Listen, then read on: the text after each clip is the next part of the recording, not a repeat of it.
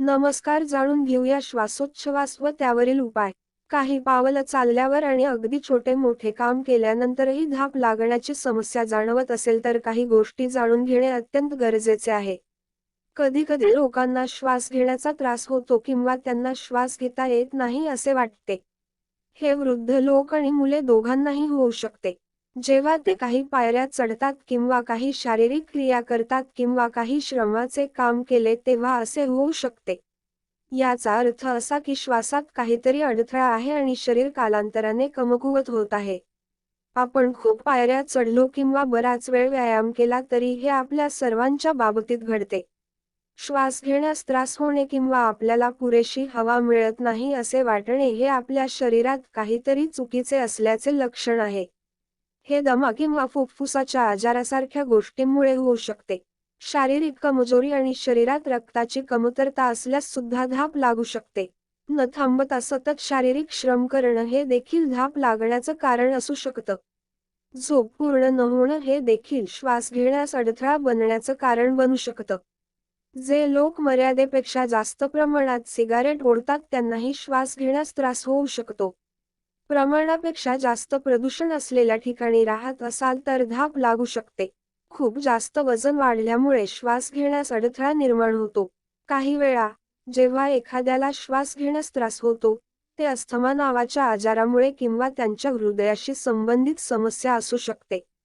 ऊसतोड कामगारांना श्वास लागणे हे विविध कारणांमुळे होऊ शकते आणि त्यांच्या आरोग्याची काळजी घेण्यासाठी संभाव्य कारणे, लक्षणे आणि आवश्यक खबरदारी समजून घेणे आवश्यक आहे.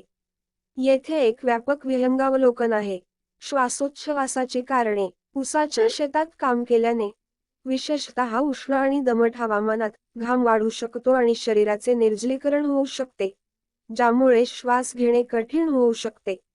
ऊस तोडणे हे एक शारीरिकदृष्ट्या खूप परिश्रमाचे, कष्टाचे काम आहे ज्यामध्ये सतत होणाऱ्या हालचाली आणि दीर्घकाळापर्यंत कठोर क्रियांचा समावेश असतो, ज्यामुळे थकवा आणि श्वासोच्छवासाचा त्रास होऊ शकतो.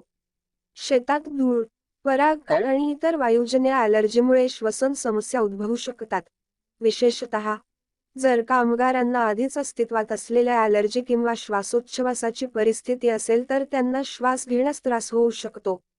विशेषतः शेतात ज्यावेळी धान्याचे खळे किंवा धान्याची मांडणी चालू असेल अशावेळी धूळ किंवा ॲलर्जीची शक्यता अधिक वाढते. कीटकनाशके आणि शेतीमध्ये वापरल्या जाणाऱ्या इतर रसायनांच्या संपर्कात आल्याने श्वसन प्रणालीला त्रास होऊ शकतो आणि श्वास घेण्यास त्रास होऊ शकतो. अधिक प्रमाणात असलेली उष्णता, आर्द्रता आणि हवेतील धूळ, बंदिस्त घरे, दाट लोकवस्ती या अनेक कारणामुळे समस्या आणखी वाढतात.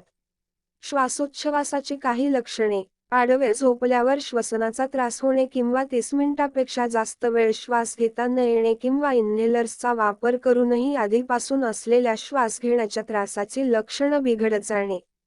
श्वासोच्छवास करताना आवाज येणे, घरघर, खूप थंडी वाजून खोकला होणे आणि खूप ताप येणे.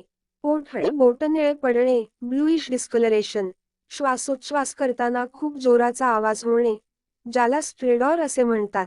चक्कर येणे, पावलं आणि घोट्यावर सूज येणे, थोडी चालले, कष्टाचे काम केले की थकवा जाणवणे, दम लागणे, अशक्तपणा येणे. घरगुती उपाय. आल्याचा चहा हा एक विशेष चहा आहे जो नाक चोळल्यास किंवा खोकला असल्यास बरे वाटण्यास मदत करतो.